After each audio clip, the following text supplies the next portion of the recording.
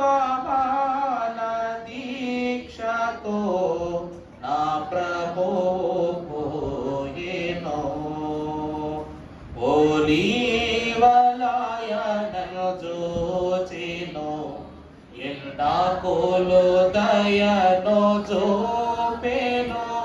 ఒలీవలయను జోచెను, ఎండాకులు దయను చూపెను. వృక్షంబు కూడా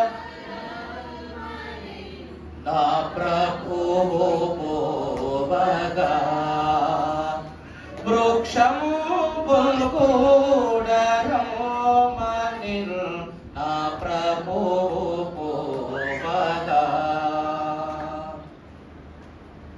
సంతోషము. దేవుని యొక్క వాక్యమును ధ్యానం చేసుకుందాము. పరిశుద్ధుడగు మహాగణుడైన మత్తయి రాసిన సువార్త పాఠ్య భాగము 14వ అధ్యాయము ప్రారంభము నుండి కొన్ని వచనాలను చదువుకుందాము.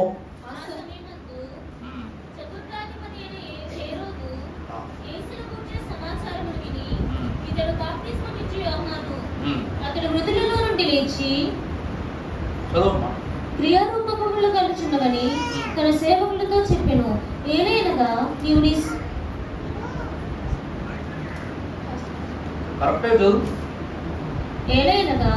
నీ సోదరుడైన ఫిలిప్పు భార్యకు హేరోదియను ఉంచుకొనుట న్యాయము కాదని యోహాను చెప్పగా, హేరోదు ఆమె నిమిత్తము యోహానును పట్టుకుని బంధించి చెరసాలలో వేయించి ఉండెను. అతడు ఇతని చంపగోరును గాని జనసమూహము ఇతని ప్రవక్త అని యోచించినందున వారికి భయపడెను. చాలండి, చిన్ని ప్రార్థన చేసుకుందాము. సమీపింపరాని తేజస్సులో నిత్యము అమరత్వమున వసించుచు గాన ప్రతి గానములను పొందుకొనుచున్న మా తండ్రి, నీకు అనేక వందనములు. స్థల జ్ఞాని అయ్యున్న మీరు మా జ్ఞానమునకు ఏమాత్రమును అందరు అయినప్పటికీ మిమ్మలను అర్థము చేసుకొనగల అనేక పద్ధతులను మాకు నేర్పించిన దేవా వందనములు. అందులో పాటల పద్ధతిచే, స్తుతుల పద్ధతిచే, వాక్య పఠన పద్ధతిచే, ఈ తరుణమున వర్తమాన పద్ధతిచే నిన్ను గణపరచుటకు సంసిద్ధమైన మాకు ఆత్మీయ వరములను నీవే వసగి మా తలంపులను ఆత్మవశములో శుద్ధీకరణ చేయమని, సిలువ శుద్ధి సిద్ధి దయచేసి మమ్మల్ని అందరినీ రాకడ పర్యాంతము పరలోక యాత్రికులనుగా స్థిరపరచి మహిమ సింహాసనమున మహనీయముగా కూర్చుండనిచ్చు యేసు క్రీస్తు ప్రభు వారి యొక్క పావన ద్వితీయ నామమున మిక్కిలి వినయముగా బ్రతిమలాడి వేడుకొనుచున్న మా ప్రియ పరలోకపు తండ్రి, ఆమేన్. సిలువ స్థానమునకు చేరి వచ్చిన వారులారా, తన సింహాసనమును చేరు వరకు సిలువానాథుడును ఆధారకుడై మిమ్మల్ని నిత్యము పరలోక వరభాగ్యములతో పోషించి మిమ్మందరినీ మహిమపరచి దీవించును గాక. ప్రభువునందు దేవుని ప్రియబిడ్డలారా, పరిశుద్ధ వాక్యములో రాజైన హేరోదు కాలమున యోహాను స్థితియు యేసు క్రీస్తు ప్రభు యొక్క స్థితియు కనబడుతూ, ఈయన బాప్తిస్మమిచ్చు యోహాను చెప్పిన వాడి లేక లోకములో ఎందరో గొప్ప గొప్ప శాస్త్రులను పరిసయ్యులను ఘనజ్ఞానులు తెలియచేయుచున్న మెస్సయ్య ఇతడే అని వారిలో వారు వారించుకుంటూ ఇతని జోలికి మనము వెళ్ళినట్లయితే మనము ఏమైపోదుమో అని అక్కడ వారు భయపడుట మనము చూస్తూ ఉన్నాం. ప్రభువునందు దేవుని ప్రియబిడ్డలారా, అసలు భయం అంటే ఏంటి? ఆ భయము ద్వారా కలగబోయే ఆందోళన ఏంటి? తద్వారా కలిగింపబడబో శోధన ఏంటి? ఈ భయము మనకే ఉంటదా? దేవునికి ఉంటదా? దేవుని కుమారునికి ఉంటదా? లేక సాతానుడికి ఉంటదా? మనకు తెలుసుకోవాలి. దైవజనుడు దేవదాసయ్య గారు అన్నారు, పాపమును కనుగొనని వానికి ఉండునది ధైర్యము, పాపములను ధరించుకున్న వానికి ఉండినది భయము కాదు, పిరికితనము అన్నారు. ఏంటండి? పిరికితనము. ఒక వాక్యమును మనము చూసినట్లయితే యోహాను సువార్త 18వ అధ్యాయం ప్రారంభము నుండి మనం చూస్తే యేసు ఈ మాటలు చెప్పి తన శిష్యులతో కూడా కేద్రోను వాగు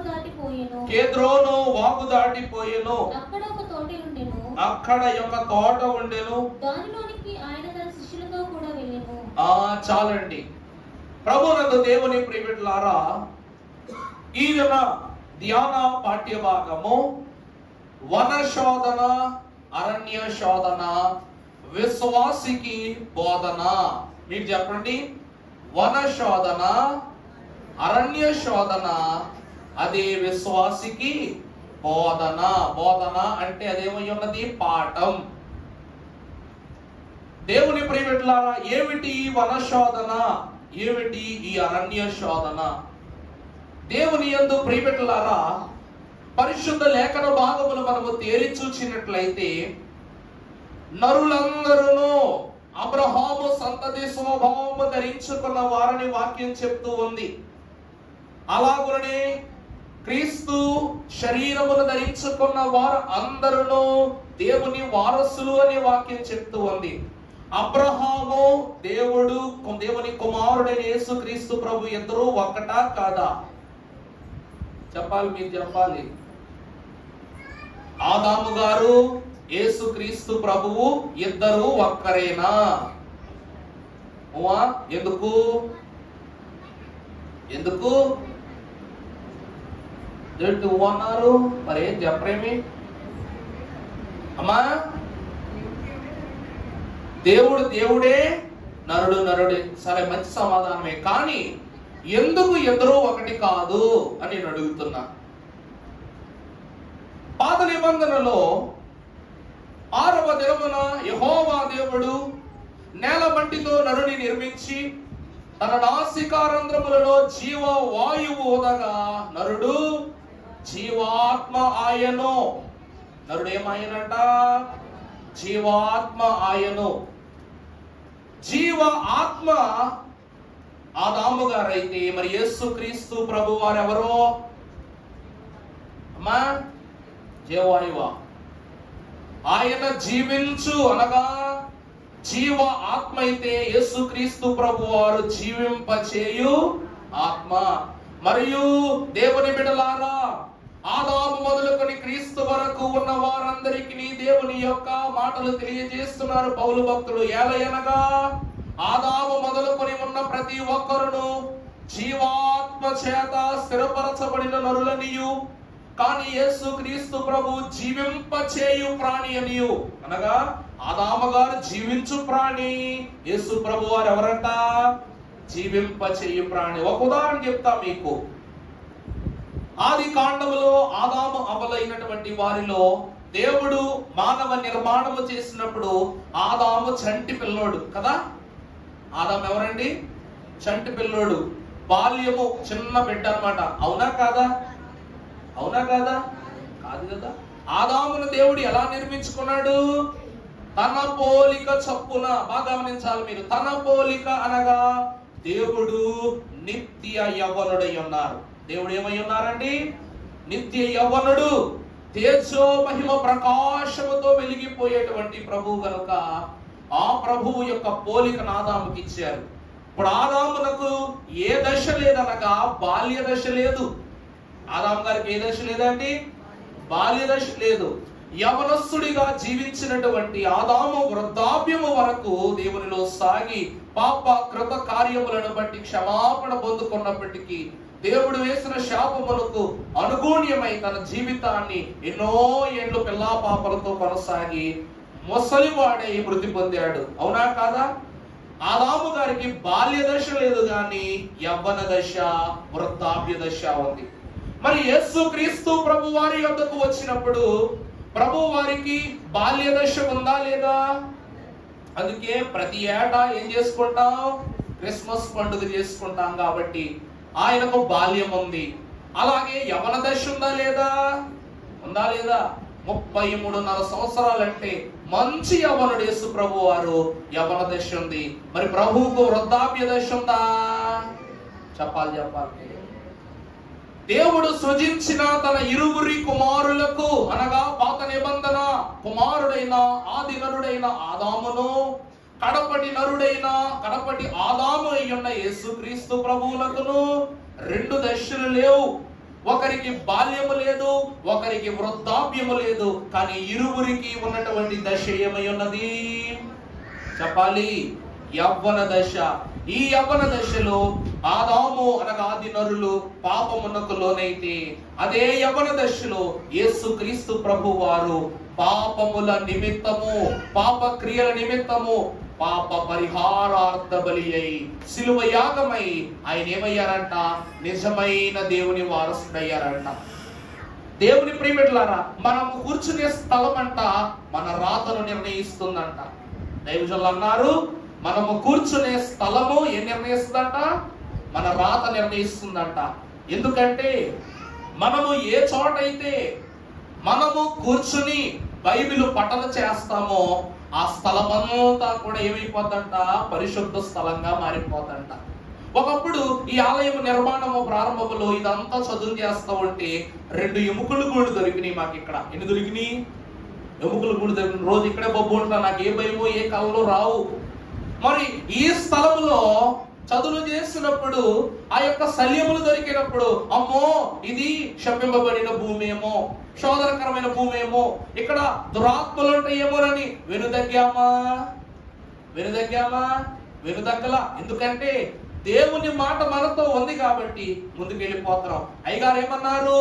యేసో మాటలోన ఎంతో బలమున్నది, స్వామి మాటలోన చాలా శక్తున్నది, యేసు మాట కోటి రూపాయల మూట, యేసు మాట కోటి రూపాయల మూట, యేసు మాటలోన ఎంతో బలమున్నది, స్వామి మాటలోన చాలా శక్తున్నది. చూసారా దేవుని ప్రియమిట్లారా, యేసుక్రీస్తు ప్రభు వారును వనములోనికి వెళ్ళిన వారే. ఏదేను వనములో ఉన్న ఆదాము కూడా వనములో జీవనము సాగించిన వాడే. అందుకే భక్తులు అంటున్నారు, వన శోధన ఆదామునకు, అరణ్య శోధన యేసు ప్రభువునకు,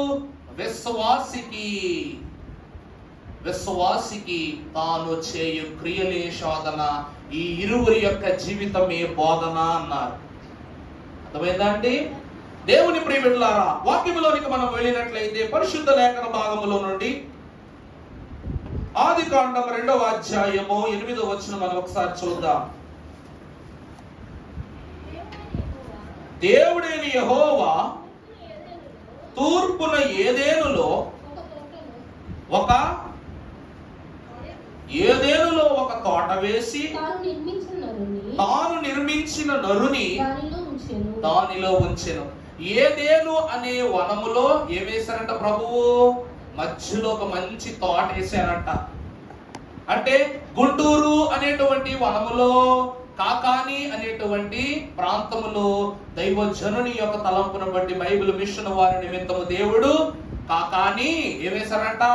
తోటనేశారంట. ఈ తోట ఫలాలకు సాదృశ్యము, జీవ ఫలాలకు సాదృశ్యము గనుక దేవుడు అంటున్నారు, ఆదాము మీరు ఏమి తిన్నా ఏమి త్రాగదలుచుకున్నా అన్నీ ఈ తోటలోనే లభ్యమవుతాయి, మీరు చాలా సంతోషంగా జీవించండి అన్నారు. మరి ఈ తోట సర్వసాధారణమైన తోట అయితే కాదు. ఉదాహరణకు ఒక వచనం చూద్దాం. అపోస్తలుల కార్యముల గ్రంథం 20వ అధ్యాయం 28వ వచనం మనం చదువుకున్నట్లయితే, దేవుడు తన స్వరక్తమిచ్చి సంపాదించిన తన సంఘమును కాయుటకు పరిశుద్ధాత్మ మిమ్ములను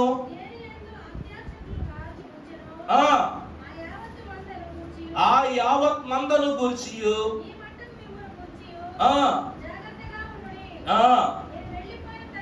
నేను వెళ్ళిపోయిన తరువాత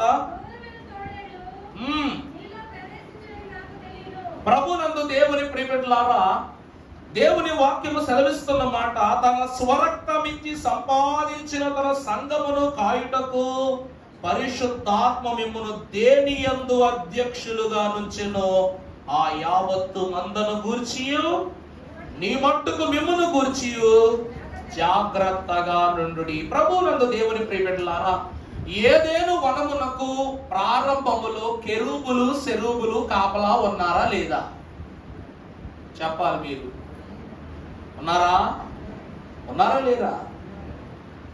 ఎందుకండి సెరూబులు కెరూబులు కాపలా? దేవుడే ప్రతిరోజు వచ్చి ఆదామాలు పలకరిస్తున్నప్పుడు మరి దేవుడు ప్రత్యేకంగా కాపలా పెట్టవలసిన అవసరం ఏముంది? ఈ ఏదేను వనమునకు దైవజనులు పెట్టిన పేరు సహవాసపు తోట. ఇదే తోట అండి, సహవాసపు తోట. ఇది ఎంత గొప్ప సహవాసం అంటే ప్రతి సాయంకాలము దేవుడు వచ్చి వారి మధ్య నిలువబడి, ఆదాము ఈరోజు ఎలా జరిగిందయ్యా పని, అవ్వమ్మ ఈరోజు ఎలా జరిగింది మీ దినచర్య, మీకెవరైనా కొత్త వారు తగిలారా, కొత్త సంగతులు తగిలినవా, కొత్త విశేషములు ఏమైనా ఉన్నవా అని ప్రభు వారి యొక్క క్షేమ సమాచారము తీసుకుంటూనే ప్రభు ఏం చెప్పేవారంట? జాగ్రత్త, నేను వస్తున్నాను, నేను చూసుకుంటాను, అయినా మీరేమవ్వాలి? జాగ్రత్త పడాలని చెప్పారంట. మరి అంతే కదండి. ఇప్పుడు మనం ఊరు వెళ్తాం, మన పిల్లలు ఇంట్లో ఉన్నారనుకోండి, నాన్న ఎవరు వచ్చినా ఏం చేయబాకు, తలుపు తీకు, బయటికి వెళ్ళకు, వెళ్ళాలనుకుంటే తాళాలు వేసుకుని వెళ్ళు, ఒకవేళ దూరం అయితే ఈ రోజుకి విరమించేసుకో అని చెప్పేసి వెళ్తామా వెళ్ళమా? ప్రభువు కూడా ఏమంటున్నారు? నేను ఎప్పుడో సాయంకాలానికి వస్తా. దైవజులు అన్నారు, రెప్పపాటున ఎలాగునైతే రక్షణ లభించును, రెప్పపాటున పాపము కూడా అలాగునే మానవునికి లభ్యమైపోతుంది. కాబట్టి జాగ్రత్త పడండి. ప్రభు అంటున్నటువంటి మాట చదువుతలి మళ్ళా, సంపాదించిన తన సంఘమును కాయుటకు అధ్యక్షులుగా ఉంచెను గూర్చియు. ప్రభు ఏమని చెప్తున్నారు? ఆ యావత్తు మందను గూర్చియు అన్నిటిని గూర్చియు మీరు ఎలా ఉండాలి? జాగ్రత్తగా ఉండాలి. మనం వాక్యములో మనం చూస్తే మొదటి యోహాను రాసిన మొదటి పత్రిక మొదటి అధ్యాయంలో ప్రారంభంలో మనం చూసినట్లయితే ఒకసారి చదవమ్మా. జీవ వాక్యమును ఆది నుండి ఏది ఉండెనో చూడండి. ఆదాము అవ్వలను బట్టి దేవుడు వాక్యం ద్వారా సెలవిస్తున్నారు. ఏమిటమ్మా? గట్టి చదువు తల్లి. మేమేది వింటిమో, కన్నులారా ఏది చూచితిమో, ఏది నిదానించి కనుగొంటిమో,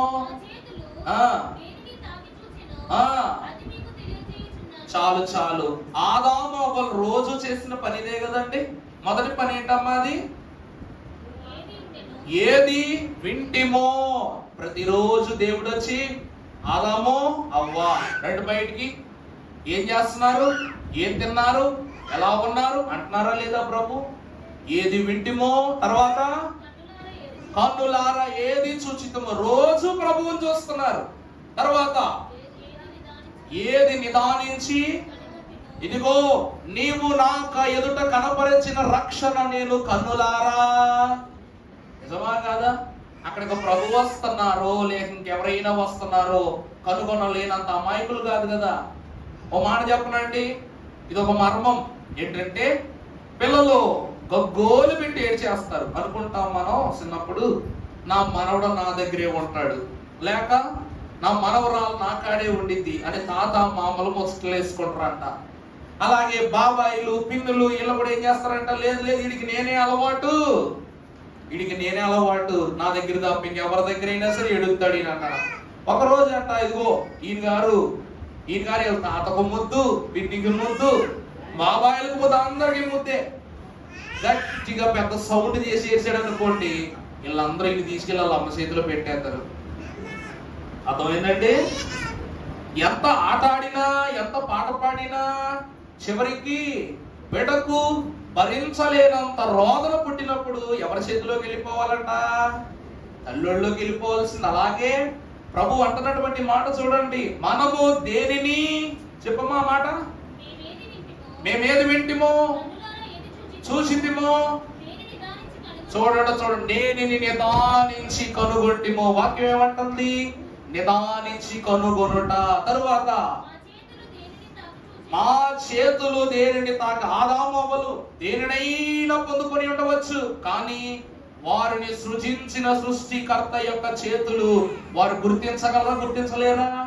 తల్లి స్పర్శ మాత్రమే బిడ్డలను నిదానపరుస్తుందట. అలాగునే సృష్టికర్తయు పోషకుడు తల్లియు తండ్రి అయిన ప్రభువే ఆదాము అవ్వలకు ఏమయ్యారంట? పోషకుడు అయ్యారంట, నిదానించి చూశారంట. ప్రభునందు ప్రియబిడ్డలారా, ఈ తోట ఏ తోట తెలుసా? తల్లి యొక్క ఒడి. ఏదైనా తోట ఏంటండి? తల్లి ఒడి. కష్టం వచ్చిందా? తల్లిలో బిడ్డ కష్టం వస్తుందా? ఏడుపు వస్తే అదే ఉయ్యాలైపోద్ది, దాహం వేస్తే పాల కడలైపోద్ది. అలాగునని బిడ్డలు నిద్రపుచ్చేటువంటి ఉయ్యాల తొట్టి అయిపోద్ది. ఒక్క ఒడిలో ఇన్ని సూక్ష్మాలు. శరీరం మీదకు ఒళ్ళో ఉన్న బిడ్డ మీదకు ఏగవాలనిస్తుందా తల్లి?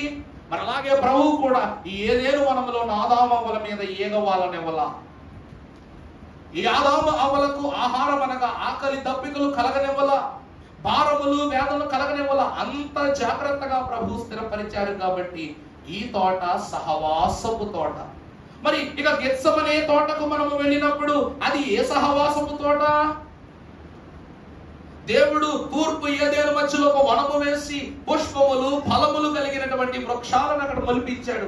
కానీ గెత్సెమనే తోట ప్రారంభ పొడుగు నుండి ముగింపు పొడుగు వరకు అన్ని గచ్చ పొదలతో నిండున్న ముండ్లే. ఒక ఫలము లేదు, ఒక పుష్పము లేదు, ఒక ఫలింపు లేదు.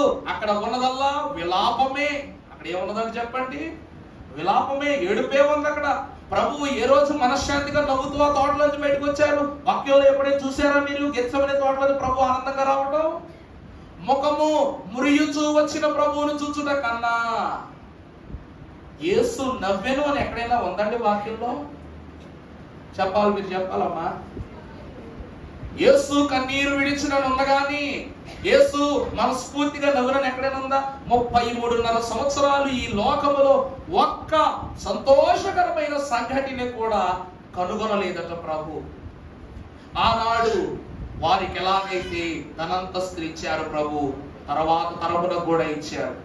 ఆనాడు సర్ప రూపములో ఆదాము అవ్వల దగ్గరికి వెళ్ళి పండు తినిపించింది.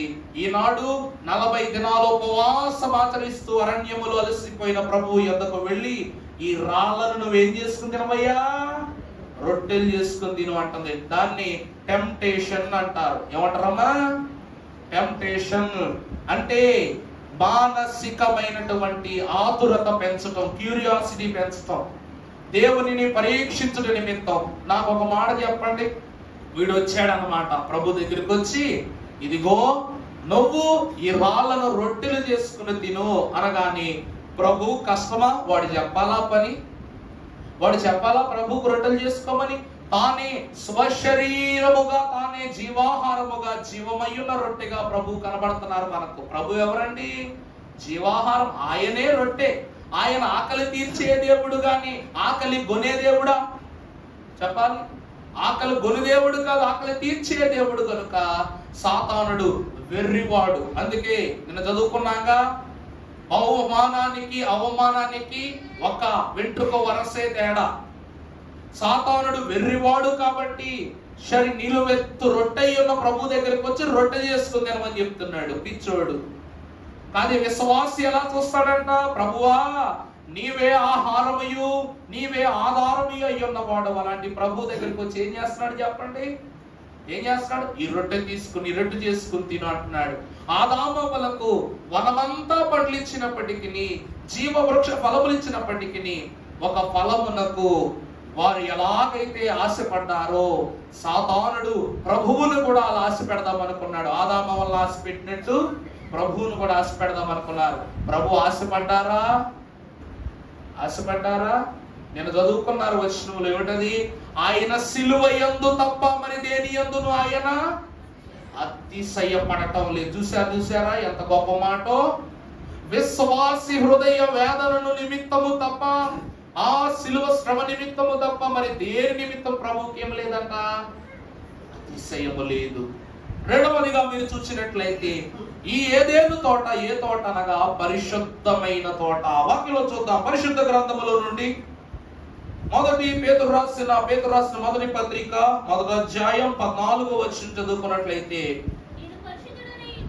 నేను పరిశుద్ధుడనై ఉన్నాను గనుక మీరును పరిశుద్ధులై ఉండుడి అనెను. దేవుని ప్రియబిడ్డలారా, దేవుడు పరిశుద్ధుడు.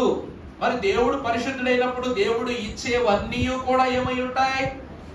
అంతే కదా. దేవుడు ఏదేను వనములు సృజించి, అందుకే ఆ కాలమునకు భక్తులు పెట్టిన పేరు నిష్కల్మష యుగము, అనగా రుసుమంతైనను పాపము తగలనేటువంటి లోకము ఆ యుగమై ఉన్నది. అందులో పరిశుద్ధమైన ఒక తోటను ప్రభు ఏర్పాటు చేశారు, పరిశుద్ధమైనటువంటి వనమును ఏర్పాటు చేశారు, పరిశుద్ధ జలాలను ఏర్పాటు చేశారు, పరిశుద్ధ వృక్షమును ఏర్పాటు చేశారు, పరిశుద్ధమైన ఆది దంపతులను అక్కడ ఉంచారు. ఇవన్నిటిని బట్టి మన వాక్యంలో చూస్తే నేను పరిశుద్ధుడను గనక మీరును. ఇందాక అడిగారు కదా మిమ్మల్ని మాట, ఆదాము ప్రభువు ఒకటేనా అని. దేవుని ప్రియమిత్రులారా, యేసుక్రీస్తు ప్రభువు ఆదాము ఒకటి కాదు. బాగా గుర్తు పెట్టుకోండి, బండ గుర్తు. ఎందుకంటే మనిషి అనే పేరు ఎప్పుడు ఎవరిని బట్టి మొదలైంది చెప్పాలి? బాగా చెప్పారు. యెహోవా దయ వలన నేను ఎవరిని సంపాదించుకున్నా? ఒక మనుష్యుని సంపాదించుకున్నానని హేబేలును చూపిస్తూ మనుష్య జాతి యొక్క వివరమునకు సాదృశ్యంగా తన కుమారుని నిలబెట్టింది. ఆదాము దగ్గర నుండి నరులు పట్ల, అనగా మనుష్యుల పట్ల, మనుష్యుడు వేరు నరుడు వేరు. నరుడు అనగా దైవ రూపమును ధరించుకున్నవారు, మనుష్యుడు అనగా లోక రూపమును ఆశ్రయించువారు. మరి యేసు ప్రభు వారు మనుష్యుడా కాదా? యేసు ప్రభు వారు మనుష్యుడా కాదా?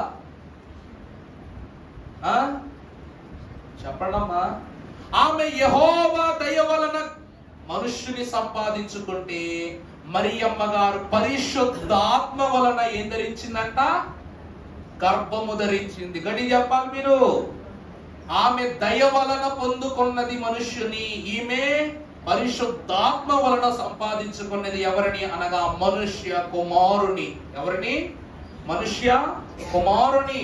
అనగా వారికి ఉండే శోధన వేరు, వీరికి ఉండే శోధన వేరు. అతడు దయ వలన సంపాదింపబడిన వాడు, ఇతడు దయని సంపాదించి పెట్టినవాడు. ప్రభు ఎవరండి? ప్రభు ఎవరండి? మార్గము, సత్యము, జీవము తానే. అందుకే ప్రభువుకి ఏ పేరు ఉంది? కృపా సత్య సంపూర్ణుడు అనేటువంటి పేరు ఉంది. దయకు ప్రాప్తుడు, దయాప్రాప్తురాలా అని చెప్పాలి మీరు. దయా ప్రాప్తుడు అంటే సృష్టిలో దయా అను మాటకు ప్రాప్తీతము, అనగా ఎంపిక చేయబడిన గనురాలా నీకేమిటి? శుభం. ఆమె దయ వలన సంపాదించుకుంటే దయే ఈమెను సంపాదించుకోండి.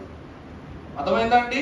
అంబానీ దగ్గరికి నువ్వు వెళ్ళటం గొప్ప కాదు, అంబానీ నీ కడకు రావటం గొప్ప. అర్థమైందా? దయతో సంపాదించుకున్న బిడ్డ కావాలా, దయే సంపాదించి పెట్టే బిడ్డ కావాలంటే ఇద్దరికి తేడా చూసారు ఎలా ఉందో?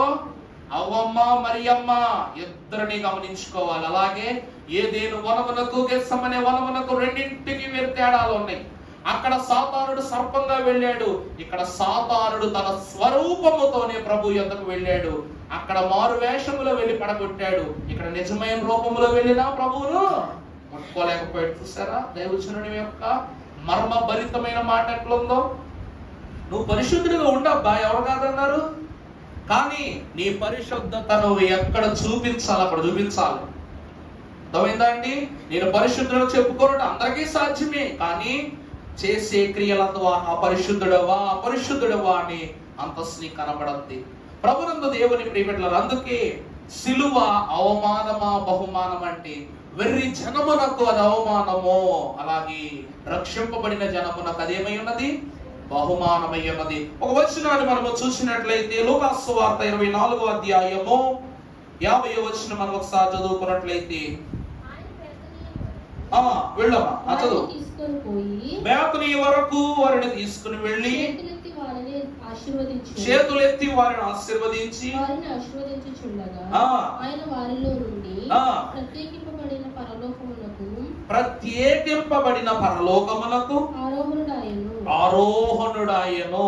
తర్వాత వారు ఆయనకు నమస్కారం చేసి మహా ఆనందముతో యెరూషలేముకు తిరిగి వెళ్ళి ఎడతెగక దేవాలయంలో ఉండి దేవునికి స్తోత్రము చేయుచుండిరి. చాలండి.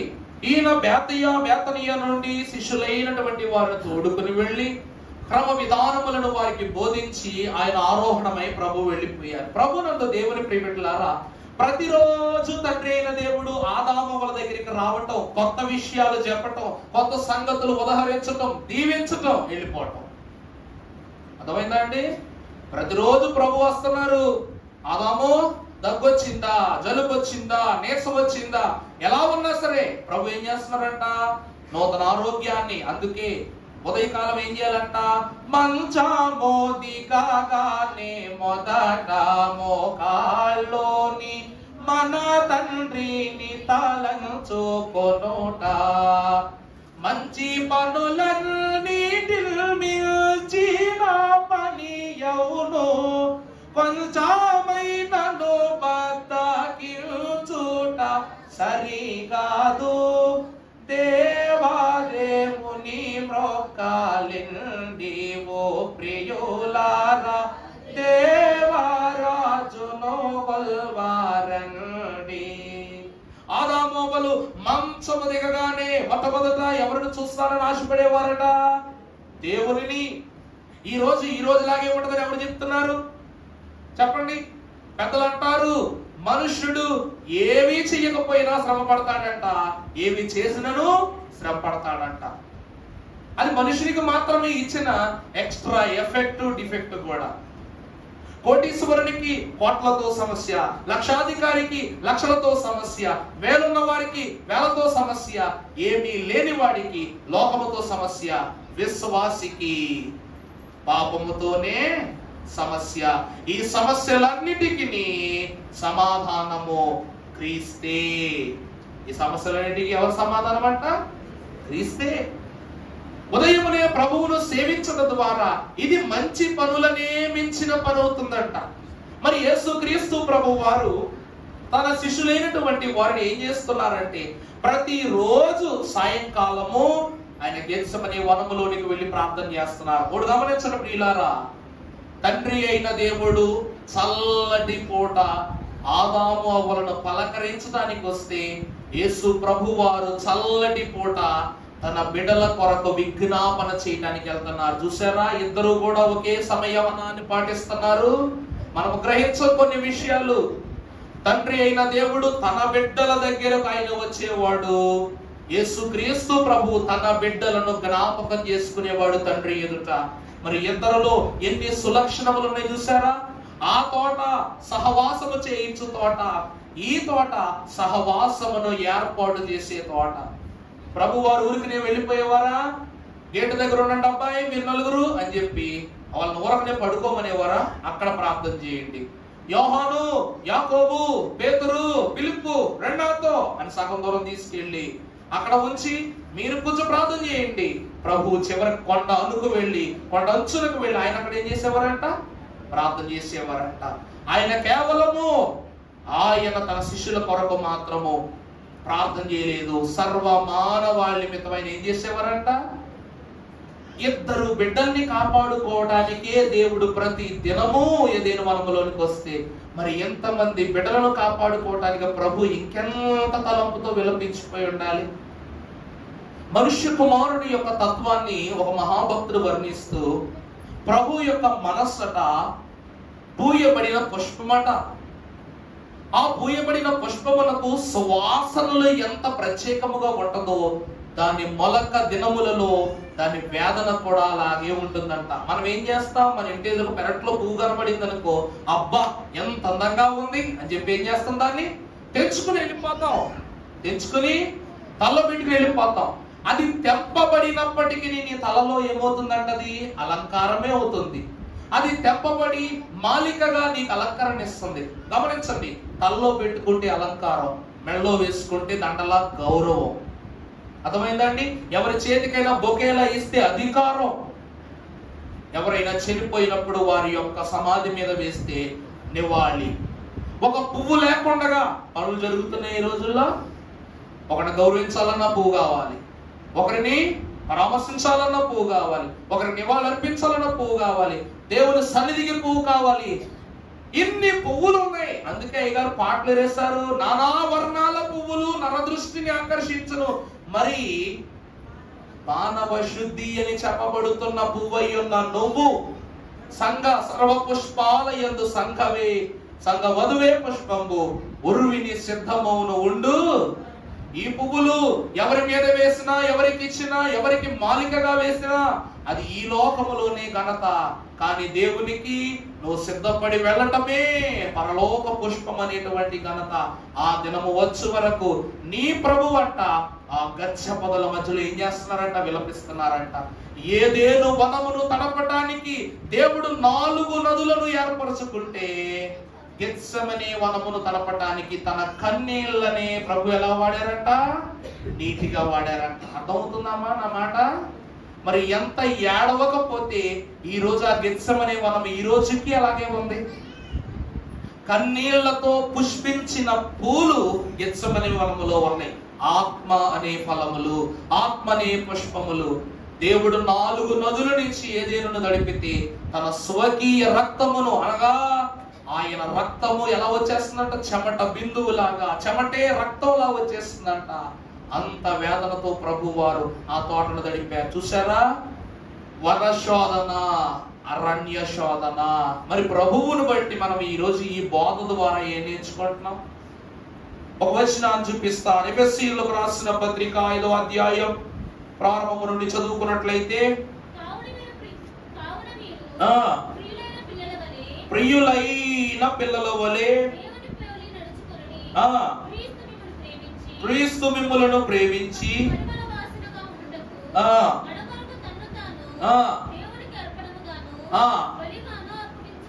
చాలండి. దేవుని యందు ప్రియబిడ్డలారా, ప్రభువు ఏం చేస్తున్నారంట? క్రీస్తు, చదవమ్మా, మిమ్మును ప్రేమించి పరిమళ వాసనగా ఉండుటకు మన కొరకు తన్ను తాను. చాలండి ప్రియబిడ్డలారా, ఈనాడు ఎవరైనా యెరూషలేము పట్టణం వెళ్తే యేసుక్రీస్తు ప్రభు వారి యొక్క సమాధిలోనికి వెళ్ళి ఆయన సమాధి మీద ప్రార్థన చేసుకుని పరిస్థితిని ఆ యొక్క యాజమాన్యం, అనగా ఆ యొక్క ప్రభుత్వం వారు కల్పించారనమాట.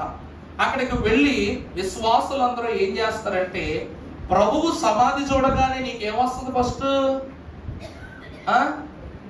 అమ్మా చెప్పండి, కన్నీళ్ళే వస్తాయి అన్నమాట. ఇప్పుడు మన పితరులు సమాధులు ఉన్నాయి, అక్కడికి వెళ్ళగానే మీకు ఏమొస్తుంది? చూడగానే కన్నీళ్ళు వస్తుంది. ఈస్టర్ పండగైనా వస్తుంది, ఎప్పుడైనా తలంచుకున్నప్పుడు వచ్చేస్తుంది. కాబట్టి వెంటనే అక్కడ ఉన్న వాళ్ళందరూ ఏం చేస్తారంట? ఆ సమాధుల మీద వరుస క్రమంలో వెళ్ళి పడి ప్రార్థన చేస్తూ ఆ సమాధి అంతా తడిపేస్తారంట. తడిపేసిన అరగంటకి అక్కడ ఉన్నటువంటి యాజకుడు వచ్చి అచ్చ జటామాంసి అత్తరుగుడు తీసుకుని మొత్తం ఆ సమాధి మీద మొత్తం పోసేస్తాడంట. ఎక్కడ పోసేస్తారు? ఆ సమాధి రాయి మీద మొత్తం పంపేస్తారంట ఫుల్గా. అక్కడ ఏడుస్తున్న వాళ్ళు ఏం చేస్తారు తెలుసా? వాళ్ళ కన్నీళ్ళని, ఆ అత్తరు వేసినటువంటి స్థలాన్ని కూడా చీర చెంగుంటే చీర చెంగుతో అద్దేసుకుని, కర్చీపులు ఉంటే కర్చీపులతో అద్దేసుకుని ఎవరికల్లా పట్టుకెళ్ళిపోతారు. ప్రతి అరగంటకు ఒకసారి పోస్తా ఉంటాడు అత్తరలాగా. ఎందుకు ఈ కలయికను మీకు బోధన చేస్తున్నానంటే, ప్రభువు సిలువ శ్రమను అనుభవించి ఆయన మలినుడైపోయెను, నిన్ను మహిమలోనికి నడిపించారు. అంటే ఆయన శారీరక నెత్తుటి వాసనతో ఆయన దేహం అంతా ఎలా అయిపోయిందంట? ఎలా అయిపోయిందంట? దుర్వాసన. ఇప్పుడు దేని ప్రియబిడ్డలారా, యేసుక్రీస్తు ప్రభు వారు పుట్టగానే అతడు పొత్తి వస్త్రములలో చుట్టబడి ఒక తొట్టెలో పండుకొని ఉండటం మీరు చూసి. పొత్తి వస్త్రములు అంటే ఏంటి చెప్పాను కదా గతంలో. బిడ్డ పుట్టగానే ఆ రక్త పడుగులో ఉన్న బిడ్డను తీసి ఒక వస్త్రంలో పెడతారు. ఆ వస్త్రములో పెట్టి బిడ్డను శుభ్రం చేసి మళ్ళా ఒక మంచి వైట్ క్లాత్ లో పెడతారు అనమాట. 2 సార్లు శుభ్రం చేస్తారు బిడ్డని. కానీ యేసు ప్రభు వారికి రెండోసారి శుభ్రం చేసుకునే పరిస్థితి ఉందా? లేదు. ఏ రక్తపు మడుగులతో ఉన్న వస్త్రములో ప్రభు ఉన్నారో ఆ వస్త్రములోనే ప్రభువును చుట్టి పశువుల దొడ్లో పెట్టారంట. అలాగే సిలువ నాదుడైన ప్రభువును కూడా ఎక్కడ ఏ వస్త్రంతో చుట్టారు చెప్పండి? ఈ రక్తపు మడుగులో ఉన్న వస్త్రములోనే ప్రభువును 3 గంటలు అయ్యేంత వరకు అలాగే ఉంచేశారనమాట. అప్పుడు ప్రభువు నెత్తుటి వాసన ఆయన ఏం చేశారంట? ఆయన శరీరంలో నుండి సువాసన వచ్చేదంట. ఎందుకంటే మన మగ్దలేని మరియ గారు ఏం చేశారంట, ఆమె కన్నీళ్లు కార్చి అత్తరు వేసి అత్తరుతో ఆయన పాదాలను ఏం చేసింది, ఆఖరి క్షణంలో నీటిగా తుడిచి అద్ది పాప క్షమాపణ నిమిత్తము ప్రభువును సంసిద్ధం చేసింది. అత్తరు బుడ్డి పగలగానే ఆ గదంతా ఎవరితో నిండిపోయిందంట, దేవుని సువాసనతో నిండిపోయిందన్నమాట. చదువు ఇప్పుడు ఆ మాట చదువు ఒకసారి. మీరు అమ్మా ప్రియులైన పిల్లల వలె క్రీస్తు మిమ్ములను ప్రేమించి చూడండి, మనము పరిమళ వాసనగా నుండుటకు. ఆ బేతనియ గృహములో జరిగిన వైరం ఏమిటంటే, ప్రభు అంట ఆ జటామాంసి అత్తరు యొక్క పరిమళ సువాసనను తన బిడ్డలందరికీ ఇచ్చేశారు. ఇచ్చేసి తనను తాను అర్పణముగా చేసుకుని బలిగాను అప్పగించుకొనెను. చూసారా, ప్రభు అంటారు నావనియు మీవనియు. మీ పాపం చేసినోడి దగ్గర చెడు వాసన వస్తుందంట. పాపం చేసేవాడి దగ్గర ఏమొస్తుందండి, చెడు వాసన. చెడు వాసన అంటే ముక్కుతో గ్రహించేది కాదు, ఆత్మతో గ్రహించేది. అర్థమైందా అండి? పరిశుద్ధుడి దగ్గర నిత్యము సువాసన వస్తూనే ఉంటుందంట. ఎందుకంటే దైవిక తలంపులు ప్రబలుచున్నప్పుడు అతని ముఖము నిత్యము వెలుగుగా ప్రకాశిస్తూనే ఉంటుంది. మరి ప్రభువు పాపమంటని వాడు కాబట్టి అయ్యగారు పద్యాల్లో రాశారు, పాపులను అంటుకున్నను పాపములంటని వాడు, రోగులను అంటుకున్నను రోగములంటని వాడు, శాపము కలిగిన వారిని అంటుకున్నను శాపములను కూడా అంటని వాడు, ఇదే యేసుక్రీస్తు ప్రభుని యొక్క ఇహ చరిత్ర అన్నారట. మరి అలాంటి ప్రభువు ఆయనను అంటుకుంటే, అంటే పాలల్లో నీళ్లు కలిస్తే పాలే అవుతాయి కానీ నీళ్ళు ఎలా అవుతాయి? అర్థమైందా అండి? పాలల్లో నీళ్లు కలిస్తే పాలే అంటారు కానీ నీళ్ళని ఎలా అంటారు? అలాగే ప్రభువులో మనము ఏకమైతే మనము సువాసన గల వాళ్ళం అవుతాము కానీ దుర్వాసన పరులు మనం ఎట్లా అవుతాం? అర్థమైందా అండి నా మాట? ఇక్కడ ప్రభు అంటున్నది, మనలను ప్రభు ఏం చేయడానికంట, క్రీస్తు మిమ్మును ప్రేమించి పరిమళ సువాసనగా నుండుటకు మన కొరకు తను తాను దేవునికి ప్రార్పణగా ప్రభు తను తాను అప్పగించుకొనెను. గెత్సెమనే తోటలో ఎప్పటికీ కూడా కన్నీళ్ల నీచు వాసన వస్తుంది. తెలుసా మీకు? ఎప్పుడైనా విన్నారా? గెత్సెమనే వనములో ఒలీవ చెట్లు తండాలు కొంటాయి అక్కడ. ఇంకా ప్రభు వారు ప్రార్థన చేస్తున్న చెట్టు అలాగే ఉంది. దాని వయస్సు ఇప్పటికి 2020 సంవత్సరాలు. దానికి ఎవరో నీరు పోయక్కర్లా. ఎందుకంటే జీవ జలములకు నిక్షిప్త స్థానమైన యేసు ప్రభు వారు తన కన్నీటితో ఆ వృక్షాన్ని ఏం చేశారు? ఆనాడే తడిపేశారు. కాబట్టి ప్రభు ఏమన్నారు, నేనిచ్చు ఆహారమును భుజించు వారు ఎన్నటికి చావరు. అంటే జీవ జలమును ఎవరైతే తాగుతారో వారెన్నటికి చావరు. కాబట్టి ఆయన కన్నీళ్ళనే జలముతో ఆనాడే ఆ యొక్క వృక్షాన్ని తోట తడిపేశారు ప్రభు. అందుకే ఈనాటి వరకు సజీవంగా ఉంది ఆ తోట. అందుకే ఇంకా అక్కడ కన్నీళ్లు ఏ వాసన వస్తాయి తెలుసా? పరిమళ సువాసన వస్తాయి అంట. నీచు వాసన. కన్నీళ్ళు ఏ వాసన వస్తాయి చెప్పండి? నీచు వాసన వస్తాయి. రక్తము పుట్టించేటువంటి స్థితే కన్నీరు.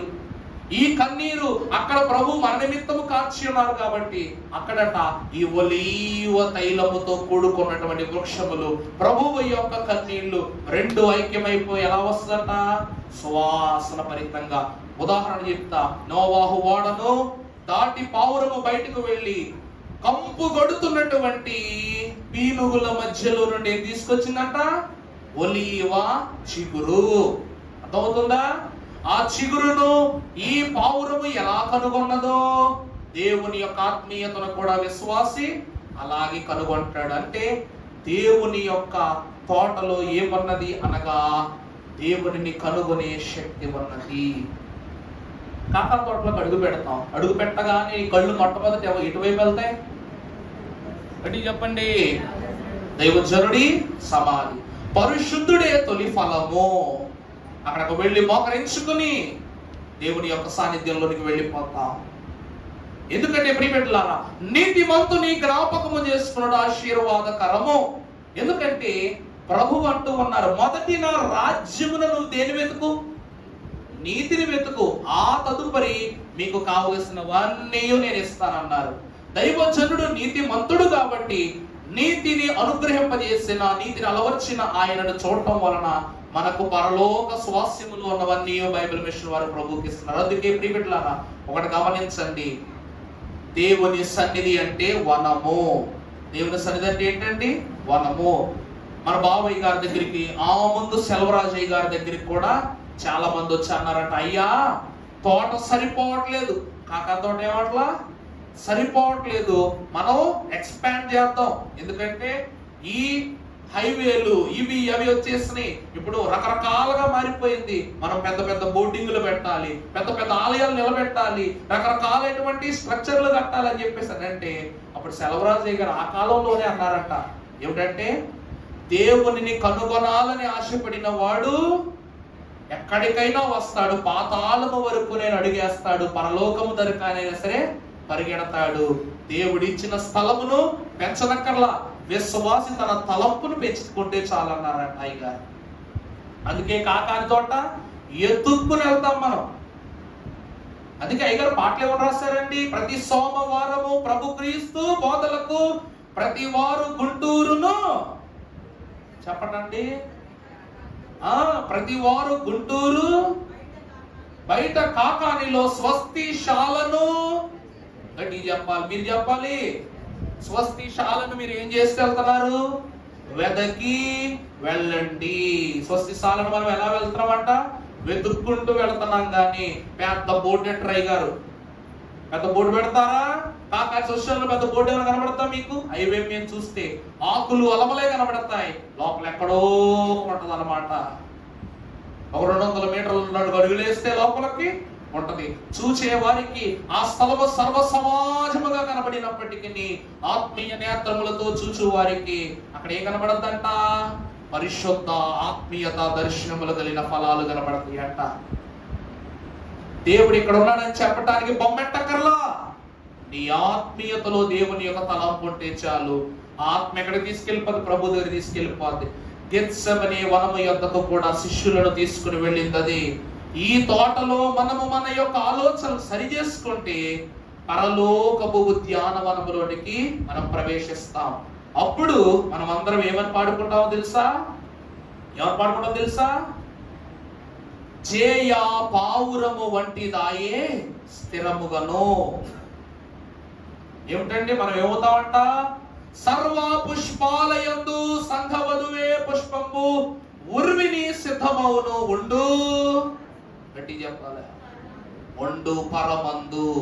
అంటే ఈ లోకములో ఎన్నైనా నీ చుట్టూ మొలకెత్తని, నీ శుద్ధిని నీ సిద్ధిని కాపాడుకుంటే ఈ సిలువ ధ్యాన దినములలో దేవుడు ఊరికినే నిన్ను కన్నీళ్లతో పోషించలా, రక్తం పెట్టి పోషిస్తున్నాడు. ఈ రోజు వరకు కన్నీళ్లతో రక్తంతో పోషిస్తున్నాడు. కాబట్టి రక్తముతో శుద్ధి చేయబడిన దేవుని జనమ, రక్త ఫలములను స్థిరపరిచిన జనమ. అనగనగా ఒక కథ ఉండేది, అయిపోయిన టైము. ఆయనంట ఒక రోజు వేరే దేశపు రాజు ఏం చేశాడంటే విందుకు వస్తున్నాడంట, కొంత విందు చేయడానికి వస్తున్నాడంట. వస్తుంటే ఆ రాజు కబురు పంపించాడంట, నాకు ఎర్ర గులాబీలు కావాలి, మీ రాజ్యములో ఎర్ర గులాబీలు ఉంటాయి అంట కదా, నాకు అవి కావాలి, నేను వెళుతూ పట్టుకెళ్తాను అన్నాడంట. అనేసరికి ఈ రాజు వెంటనే తోటమాలిని పిలిపించి, అయ్యా తోటమాలి, ఇదిగో పక్క దేశం నుండి నా మిత్రుడు ఒక రాజు వస్తున్నాడు, ఆయనకు వెళ్ళేటప్పుడు ఎర్ర గులాబీలతో ఘన సత్కారం జరగాలి అని చెప్పేసి అన్నాడంట. అనేసరికి అప్పుడు వెంటనే ఆ తోటమాల దగ్గర పనిచేసే అతని దగ్గర ఉన్నటువంటి వ్యక్తి ఈ వర్తమానం విని తోటమాల అన్నాడంట, అయ్యో ఇది ఎర్ర గులాబీలు పుట్టే కాలం కాదు, ఇది ఏ కాలము? తెల్ల గులాబీలు మాత్రమే వికసించే కాలం అన్నాడంట. ఈ విషయం రాజుగారు చెప్తే, నువ్వేం చేస్తావు నాకు తెలియదు, నాకేం కావాలి? ఎర్ర గులాబీ కావాల్సిందే అన్నాడంట.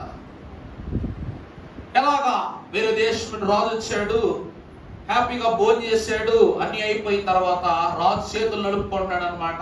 ఈ తోటమాలికి చెప్పాం, ఏం చేస్తాడు అనుకునేసరికి అక్కడ ఉండసరికి, అయ్యా మీరు అడిగింది సిద్ధమైందంటే తీసుకురారా బాబు, వీడు ఏం చేశాడని చూడగానే మంచి బుట్టలతో ఉన్న ఎర్ర గులాబీలు పట్టుకొస్తున్నారంట. పట్టుకొచ్చేసరికి ఆ గులాబీలు చూసి, అమ్మయ్యా గట్టెక్కామని చెప్పేసి ఆనందపడుతూ అక్కడ గులాబీలు దండ తీసి ఆ రాజు మెడలో వేసాడంట. తన స్నేహితుడు మెడలో వేయగానే ఆ రాజు వెంటనే ఆ దండ మీద పడగానేను, ఏంటి మిత్రమా ఈ దండ నెత్తురు వాసన వస్తుంది అన్నాడంట. ఏమన్నాడండి? ఈ దండ ఏ వాసన వస్తుంది? రక్తం వాసన వస్తుంది ఏంటి మిత్రమా అన్నాడంట. అప్పుడు వెంటనే అక్కడ ఉన్న పూలు అవన్నీ కూడా చూడగానే అవన్నీ ఎలా ఉన్నాయంట? నెత్తుటి వాసనే వస్తున్నాయంట. అసలు ఏమి జరిగింది అని కనుగోడానికి వెళ్ళగానే అప్పుడు అన్నాడంట, అయ్యా మీరు అడిగినట్టు చేయడానికి గాను ఏమీ దొరకకపోగా ఆ తోటమాలి తను మరణించి ఆ రక్తాన్ని నాకు ఇచ్చి ఈ పువ్వులన్నీ అందులో ముంచి జాగ్రత్త చేసి ఎండబెట్టి మీకు ఇమ్మని చెప్పాడయ్యా అన్నాడు. నిన్ను లోక మలినము నుండి శుభ్రము చేసి చదునైన అలంకరీకృత పుష్పముగా మార్చటానికి నీ తోటమాలి అయ్యున్న యేసు ప్రభువు తన స్వరక్తములో నిన్ను ముంచి నీకు కావలసిన రూపాన్ని, నీకు ఆకర్షితమైన రూపాన్ని ఇస్తున్నాడు. చూసారా? ఒకరిని తృప్తిపరచటానికే ఒక తోటమాలి ఇంత చేస్తే నిన్ను తండ్రిని సర్వలోకమును తన రక్తములో ముంచిన ప్రభు ఇంకెంత బాధపడిపోయి ఉండాలి చెప్పండి అమ్మా. అవుతుందా? తోట అంటే చిన్న చూపు కాదు, ఏదేను వనము చిన్న చూపు కాదు, గెత్సెమనే వనము చిన్న చూపు కాదు. ఎందుకంటే మనుష్యులను బట్టి అది చిన్న చూపు చూడబడింది. నువ్వు ఇక్కడ ఉండటానికి అర్హుడు కాదు, అలా మన తోటను తీసుకు వెళ్ళిపోయారు దేవుడు. అలా తీసుకు వెళ్ళిపోయినటువంటి ఆ తోట యేసు క్రీస్తు ప్రభు వారు మోకరించగా అది పరదైసు అనేటువంటి స్థలంగా మారిపోయింది.